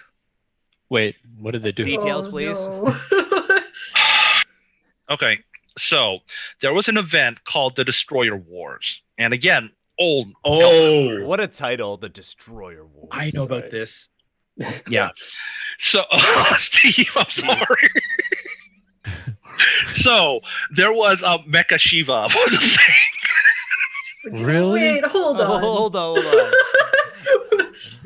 Maybe give some more context on that. Does it need more context though? The Destroyer Wars. The Destroyer. Okay, so what happened was there was like apparently, so Full Lane got defeated, right? Yay, he's gone forever. Apparently this time, but we need a new big bad, right? So Jigoku found a new champion, and they found it in a creature called, get this, Kalima. Isn't that the name of the bad guy in Indiana Jones? and the Yeah, Temple of it- Doom, like- and also But it's also the Shiva? god. It's a The god. god It's a of- Hindu god. Yeah, Hindu Yeah. god. It's Yeah. the god Kali. that he's hmm invoking when he pulls that guy's heart out. So Yeah. like, Yeah. It's bad. I mean, that's the Temple of Doom is a But terrible movie. basically, what happened was the Kali Ma and her destroyer army destroyed the entirety of the Ivory Kingdoms, corrupted them, twisted them, and whatever. And behind them, in addition to that army invading Rokugan, was, I'm not kidding, literal Romans, Oh yeah. What's the Roman equivalent called again? the Yodotai. Kali Ma's elite guards, minotaurs, and elephant creatures. Yes, and here's the thing. they intended that as a hard reset. They intended a Roman invasion of Rokugan as a hard reset to L5R, by the way. I'm I mean, looking, who's part that, of me- who's the part of Mortal me Kombat actually- character? Part of me loves the absurdity of all this, but part of me is also like, wow, that's My really- my thing That's about that really- was you wanted white people to come in and hard reset L5R? It's If very this was comic a book. show, I'd be like, that's jump the shark there. But like, Cancelled. super Oh deeply. man, it was just Wait, like but did So, they- so what was the Did what they was the beat, what was the beat Roman back faction? the Romans? What- yeah, they did. They actually they made a deal with Fu Lang, and that's Wait. how the Spider Clan came about. Wait, the Romans made a deal with the Chinese commie? No, the Oh. Rokuganis made a deal with Rokuganis. the, Okay. So sorry. What are the Roman people in L5R called? the Yodo Yodotai. Yoda Tai? Don't look this up. Don't do this to yourself. I want to. It's absolute ridiculous. Oh, It's you're, absolute that's like legit. That's like absurdity. legit Romans. Yeah. Legit Like, Romans. they got legit. everything. Yeah. And Like, someone and in someone in Discord shared the whole map of the world as it was in like the Burning Sands RPG, and Rokugan's pretty small. The not Roman Empire is huge. Why and, do like they- right, why do right they to have the it- north. Yodatai is the name that the Rokugani gave them. Yeah. Not they don't identify as Yodatai, right? Can you imagine Well, the I Romans would coming in and be like, think "Hey, not. we're the Yodatai." Yodo die. Well, like Yeah. speaking in like Latin, like Yeah. language. Yeah. It's, Worshiping ooh. a Hindu god. I'm just gonna open this up on the stream so everyone can see It's it. it was absolute ridiculousness. There's absolutely no reason why that should have happened, except that I knew what they were trying to do. It was supposed to be like a hard reset to L5R, and this was supposed to be the army that was so huge and insurmountable that they would just come in and crush Rokugan and just snap Rokugan like a twig. So are these cards Great. still in play in the LCG, like Yodotai Legionnaire and stuff like Yeah. that? Or, Okay. I will say, we are speaking about disadvantages here, Right, and yeah. this is absolutely like a fruitful conversation to have. I will say we're almost done with this particular section of disadvantages, though the next section is anxieties. Which starts out really rough. Starts off really rough, and we have about 20 minutes or so. And I'd like to suggest that we kind of like finish these off with the sworn enemy and the whispers Yeah. disadvantages, and then move into maybe the first one or two anxieties that we really want to spend some time on. Yeah, good job, producer Steve. Thank you. Yeah. Thanks, producer Get Daniel. on track. So we talked a lot about taint and whatnot, and we probably do like a whole stream just focused on that. But the next disadvantage is the sworn enemy. And I did actually have in my notes that I want to highlight this one because this one At to the me, GM's discretion, though. it is at the GM's discretion, but I took this yeah. one for my character. I can talk about it when you're done. Actually. I wanted to bring this up because this one reads to me like what Bitter Betrothal should have been. Yeah. So the there's- Bitter Betrothal is all about like, for those who missed that, it's all about like your fiance or your spouse basically wanting you to die or like suffer, which is like very, very odd. It tells a very specific story, and like that story is not always 100% great. In fact, most times it probably isn't. But the idea of a sworn enemy, like your rival, like Gary Oak, cool. Write Gary Oak in your games. That's dope. If you want a Seto Kaiba in your games, put that in there. But maybe don't be engaged to Seto Kaiba and then put them in there. Like it can be rough. So this That was is, how- this is, like, that was how that- neutral enough. It's neutral enough. This was how it played out in my games because I took this as my disadvantage. My character had a long-term feud with her brother, and I kind of wish the GM had done more with this feud, but he had my brother come in at various parts of the narrative to basically be the Gary Oak and extremely tense antagonistic scenes towards each other, and then my brother would be like, "Smell you later," and then like disappear. Then he'd Amazing. come back in. Yeah. I feel like the best way to do it too is because they said if that character, your nemesis, dies, the GM can find ways to work them in anyways. It's like, you got a ghost. No, you're haunted. You You're have- haunted. you have That's yourself- another disadvantage. You Ah, have Kaiba, yourself- always over my shoulder. Yeah, good times. in my head, I'm just going through like playing Pot of Greeds and just like it's no longer illegal. Like, you can't play a Pot of Greed anymore. It's, but sorry, Oh my God. these are like We went like from ancient, Naruto to Yu-Gi-Oh. ancient Like, Yu-Gi-Oh references that no one wants to talk about. Like all of us here. I rewatched all of Yu-Gi-Oh. Like I've last never year, watched so. or read Yu-Gi-Oh, but doesn't he get his powers from like an ancient Egyptian sort of like Yeah. how Oh. problematic is Yu-Gi-Oh? I'm just curious. It is, It's but super like, problematic. Okay. Problematic. I just yeah. know that I watched an episode when I was like 13 or something like that, and I felt like Yugi was making up rules to win the game as he went along. There's literally a line. Seto Kaiba, the main villain, says, "Screw the rules, I'm rich." Like that is a canonical line he says in the Yeah. anime, and that's all you need to know about Yu-Gi-Oh. Mhm. Okay, As it is. let's Yeah, get we're back good. into this. Yeah, thanks, producer Daniel. You're welcome, producer Steve. It's one of those nights. So let's go into whispers. So there are a whole bunch of There's different 5. whispers, each one for each So, each like- element. Mhm. Just rumors about you. Rumors about you, whispers of Basically. cruelty.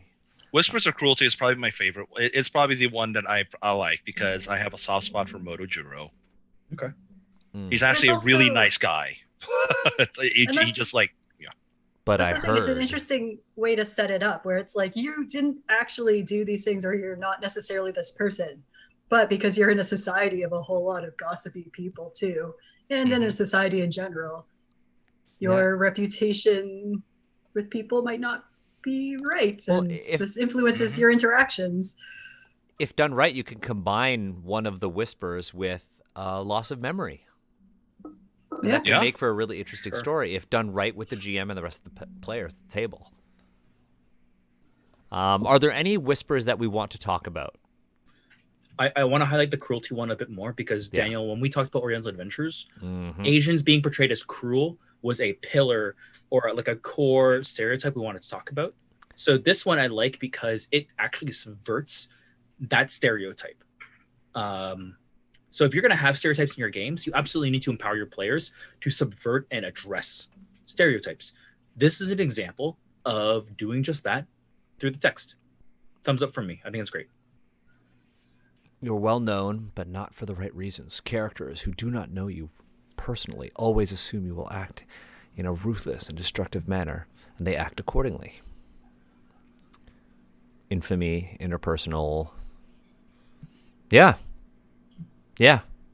Right? It's you can choose to have that attributed to you. I think that's the point you're trying to make, Steve. It's that there isn't this implicit assumption that all Asians are seen as cruel. It's you can be seen as cruel if you want to. Mhm. Yeah. I mean, this whole section of whispers. The Whispers Yeah. of Failure one is very much Naruto in the beginning of the series, where everyone assumes he's just a dunce and can't do anything right. Because nobody understands because he's got the nine-tailed fox inside of him. Yeah. Why do they look at me like that? But like, okay, I did have a semi-serious. Mhm. I don't know if it's like a hey, you're a great point, but for the Whispers of Poverty one, I was just Yeah. looking at Yeah, that. Yeah. The thing that I think though, like them calling it Pauper Samurai and all of that, it's like, well, at the point when samurai were like a class and most of them were no longer warriors, there were so many of them where the ideal was to essentially live like a Buddhist monk. So giving up all of your worldly possessions and living very austere was actually a thing, and you wouldn't get made fun of. It was actually what some of the highest ranking ones could do. So it's crappy because the richest ones could do this. But it was also an aspect of being a samurai sometimes was you were essentially a monk. So people wouldn't be like, oh, there goes a poor guy. Yeah. There's also the whole idea of like Asian people are like love money and Yeah. oh that person's Right. poor. Ooh, did you know? Yeah. Aren't the samurai in the L5R world though not supposed to be concerned about money? they're not. They're not, Technically, but they're also not, like but- historically, weren't they paid in grain, in cereal, in land? Yeah, they're paying Koku, which again with like equivalent of I think 1 month of rice. One Koku. I think it's a year's worth or of one. rice Yeah, what a year's. for one person. I A 1 think. year or 1 month. It's one of those two. I can't remember. It's a one of something. And yeah, and that could be either paid in actual rice or just monetary equivalent. Yeah. Mhm. But for the most part, there wasn't an expectation for samurai to be well off. No. I guess family lineage and background and who you're associated with would be more important, but straight up income, nah. Yeah, I mean, I guess this could be like, if like, in the Shadowlands book, there's the Toritaka family who always the best one of the jokes that we always say about Toritaka when we did LARP way back when was, here comes the delegation from Toritaka with their finest burlap kimono, because they were the poorest of the minor clans.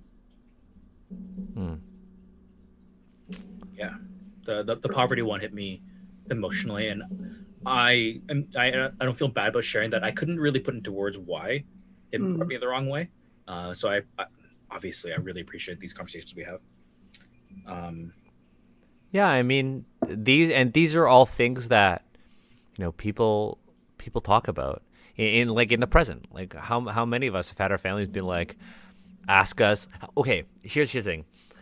How many of you have had a family member who, you know, you haven't seen them in a while and they'd be like, hey, how's your work? How much money are you making?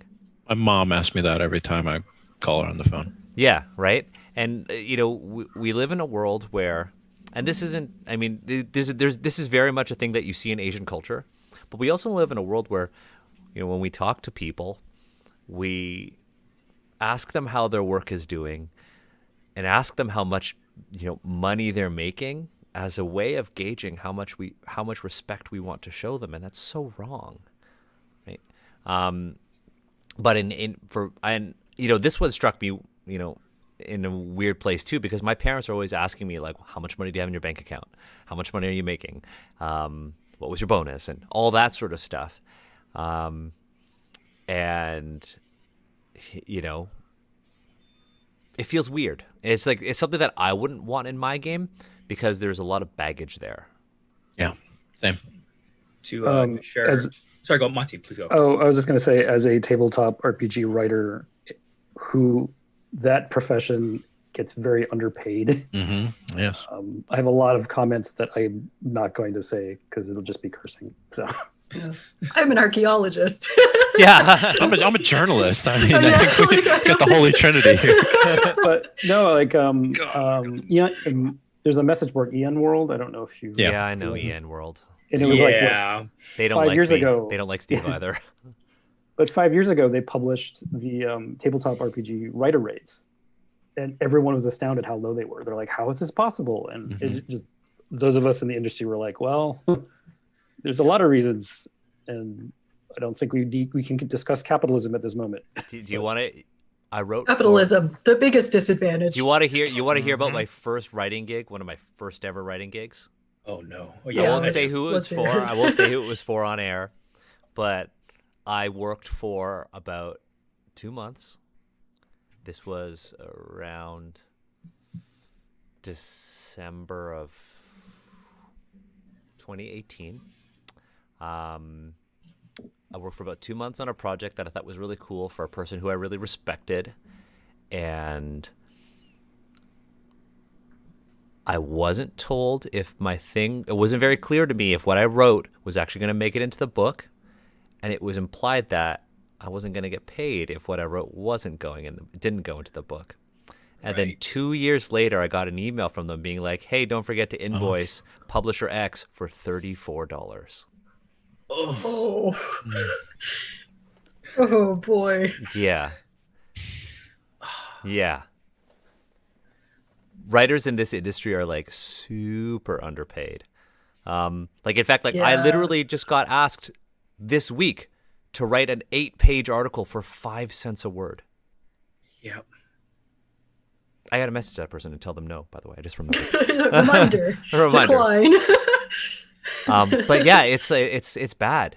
There is like writer pay is really bad in this industry, and people really undervalue the work of creatives.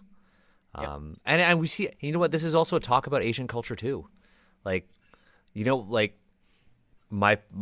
how many of your parents respected your decisions to go to the careers that you chose? Like, right? Still. like I wanted to do archaeology, and the only way I could get my parents to really sign off on me going to study something like that is if I said I'm gonna do forensic anthropology and become a cop. That was how they let me go and kind of go that route. And I was like, joke's on you, I'm doing archaeology. LOL. LOL. But like, talking about money and talking about like whispers of poverty, whispers of failure, they strike Asians in a really different chord because of that model minority myth and because of the expectations that myth has placed on our families and people who look like us, right? Why aren't you a doctor? Why aren't you an engineer? Why aren't you a lawyer? Right? These hit us really hard for those reasons, I think. Right. Yeah. And then how our parents have internalized that and how they have struggled so that we don't have to struggle like them. So I wanted to chime in with my own experience here because I feel like my experience doesn't really get talked about a lot by reasons which will become apparent. But my parents have asked me what my salary is, and I've been very transparent with my progress through my professional career and whatnot. And they have alluded that I should not share my salary, which is quite high, to the rest of my family. I have the same thing. So it has never been said explicitly to me, but there's a idea that, Steve, don't necessarily buy a really fancy car. Definitely when you talk about your travel and whatnot, talk about how it's being expensed and like how it's like a work kind of thing and not like a pleasure kind of thing. And there's this very specific reason for that, because it's not that they're afraid. I don't believe they're afraid that people will come to my door asking me for money. I think they feel like it will paint them in a negative light. And that has a lot of unpacking to do. And I do feel like a lot of Asians out there, or Asian identified people out there, share a similar story where like, you really shouldn't be sharing how much money you make because it would look badly upon you and people close to you. Yeah. That's really tough. And also like the importance placed on money in Asian families. Yes. Right? That's a really big thing too. Like for me, money isn't really like a big deal. Like I make more than enough to be comfortable and support my partner and I and live the lifestyle that I live. And I think one thing that quarantine has really, and I realize that, many of us are in a position of privilege. But one of the things that I think is interesting, and this is aside from the game, and this is more of a community thing, is that, this quarantine, the COVID-19 pandemic, has really shifted people's perceptions of what is important. And if money is the most important thing in their life, or the pursuit of money is the most important thing of life, or is it, the pursuit of, family, togetherness, community, comfort, the basic things. And quarantine really put that into perspective for a lot of people. I mean, there are so many weird things that you see online. I'm in like a couple of Toronto Facebook groups sort of things. There was an article, and it was posted like, this guy before 30, like manages like all of these properties that he owned. And it was just about like Asian people buying up properties. And then the comments were just so toxic because there's this stereotype that Asians love money. And there's a stereotype that for Asians, money is the end all be all. And so that's where like whispers of poverty kind of like hit us all really hard. Yeah. Right? Yeah. I was just saying my take on those sorts of things, like the 30 under 30 lists and the, the successful young person who owns lots of property or is an entrepreneur or has done something notable in life, or at least notable enough to have a feature in like a news article, have often been weaponized against me by family members in the sense that like, look at this person who's the same age as you. How come you're not doing that? Or like, what have you amounted to? I don't see anything yet. And you get into kind of the idea of like comparing, contrasting, comparing you with other individuals that, it's a very common thing in a lot of Asian families and in Asian societies also. And, that's part of the reason why we didn't like the Crane clan, I remember, because it reeked of a lot of those things, those lived experiences, which are very painful to deal with. But this is also our experiences as the Asian diaspora. Absolutely. Right? You go to like how many of us have lived in Asia, right? Mhm. And have seen how people there live and how people there interact with money and capitalism. Hmm. It's very different than how we do. Yeah, and going back to your point, Jeremy, is like I remember growing up in high school. It's like I wasn't the best student. I had to I had to get special help in high school, and Mhm. people thought that I was, again, neurodivergent me. People thought that I was, not that smart. And I could every single night at the dinner table. Well, your cousins did this. Your cousin. I mean, to Yeah. this day, my mom still said, "Well, your cousin's a heart doctor," and I have to remind her, "Well, my cousin's been sued 3 times for malpractice." Mhm. Oh, Yep. damn. I have similar experiences. Yeah. Yeah, it's often like, see, I'm my brother and I are kind of at the opposite. We're the kids in the family who get compared to everyone else, and it's super uncomfortable. Nobody's ever saying, "Hey, did you see that Daniel published an RPG?" It's never that though. But this got deep. Sorry, Yeah. sorry, folks who are watching. But the struggle to emphasize your own accomplishments and to let members of your family know that everyone's metric is different and you don't have to hit the same levels as everyone else to Mhm. still be quote unquote successful in life is a very real struggle, not just by Asian identified people. A lot of other people around the world have to undergo through this, and codifying it into a gameplay mechanic in a game like L5R is always going to be a very tricky and fraught with difficulty process. And yeah, it really does come out and stuff like this when a lot of these experiences are reduced to like whispers of blah blah blah, whispers of blah blah blah, dice rolls, blah blah blah, re-roll a void point or get a void point back. It feels trivial. It's like trivializing on these very real and complex feelings that we have and experiences that we still, have to engage with. It's funny because I already thought of like a micro RPG called So What Do You Do? And No, that's the dim sum LARP. That's the dim sum LARP. oh, is it okay? No, that's the dim sum LARP. It's an actual thing. Could somebody in the chat share that? It's literally a LARP where it's about family members sitting at dim sum and subtly undermining each other with insults.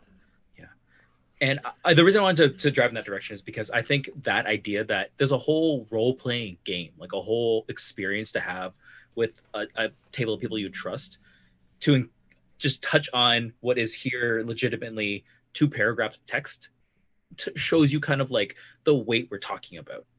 I feel like we're kind of out of time here. I did want to move on to like the specific anxieties, but the first one, I feel like we're going to have to spend a lot of time talking about it because I am sure the specific anxiety of addiction is also going to hit very close to maybe some of us. And that I think we should be fresh for. Yeah, let's save that one for a separate episode. You're soft again, Daniel. God. Just give it a tap. Just give it a tap. Let's. It's the can you tape. hear- How's this? Is this good? I'm literally gonna order another microphone after this. Can you folks hear me? We good? Can hear it's just a We little. can hear it's just quiet. soft. It's okay. It's okay. Ah. Producer Steve's gonna do our outro here. Yeah, do the outro. So thanks everyone for tuning in. I think we're gonna pause here. We thought we'd get a little bit further, but that's kind of the way it always goes with these conversations.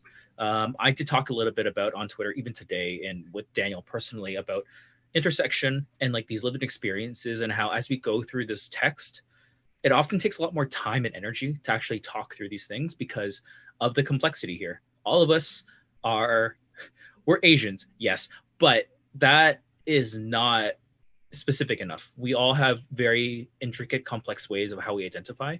And when we come across text like this, that touches on one part of our identity, it's like a spider web. It touches all the other strands, sometimes very heavily, sometimes more gently. But in either case, there is a ripple effect throughout the entire web of our identity. So hopefully all of you watching, you get that kind of experience, or you can share in our experience of having to deal with that and talk through that. It can be difficult, it can be painful, but I think overall it is a good step in the process that is growing both yourself and the spaces you live in and you exist in order to make them safer and more inclusive. So I want to really, really thank all of you who joined. us today, going through some pretty heavy material. I think next week we'll be still continuing on this pretty heavy journey. But as Daniel always says, all of you. So before I do the take care of yourselves, Yeah. do any of you have anything going on? Anything to shout out? Because how's we my should. audio? Am I good now? You're still tainted. Mm. Yeah, you're still Yeah. tainted. Yeah, sorry, losing your humanity here. Because, but does anyone want to shout out anything they're doing? Monty, Emma, Sar, Daniel, Jeremy. Daniel, go ahead. I do. Can you hear me? Go for it. This is good Yes. enough. Okay. But get really close. I'll get really close. We'll do this all ASMR style. God. This weekend is Roll20 Con, and I'm going to be doing a charity stream with James and Tricasso. We're going to be playing Burn Bright on Sunday afternoon on the Roll20 Twitch channel. I'll probably share that on the Asians Represent thing. Next Saturday, we're going to do a Halloween stream. We're going to figure out what to do, but we are going to play. It's going to be a special Dungeons and Asians Halloween stream, and we're actually going to play a hack of a game that I really enjoy called Beak, Feather, and Bone. It's a city building game, and we're going to be writing about Chang'an, which is going to be the fantasy version of Chang'an, the capital of our world. Except this time, I'm going to be calling it Jade, Silk, and Steel. So yeah, we're going to be playing that next Saturday afternoon. Tune in. I'm still like assembling a crew. But it's going to happen. Maybe Kiana the Empress will make an appearance. We'll see. But yeah, that's what I got. Cool. Sar, Monty, Emma, Jeremy. Only thing I'm gonna say is if you are in the United States and if your polls are open, please vote. Yeah, vote. Do it. Do Get the it done. thing. Absolutely. Please. Cannot stress that enough. Awesome. Well, everyone, thanks again for tuning in. This again was a heavy stream. As always, please take care of yourselves. This can be a lot. Please don't downplay the labor that it can take, the toll that it can take. If you need to decompress, whatever means makes you most comfortable, makes you happiest, please seek those out. I think there's still a couple of invites left on our Discord link. I think there's 3 actually. I checked earlier today. Just drop the link in the chat. There's 3 invites left on that link. So if you'd like to join our Discord, if you feel like that would be good for you and you're looking for that kind of support, as well as other voices to kind of help you kind of in your journey, by all means. But this has been our stream going through the L5R disadvantages. Thank you so much for joining us.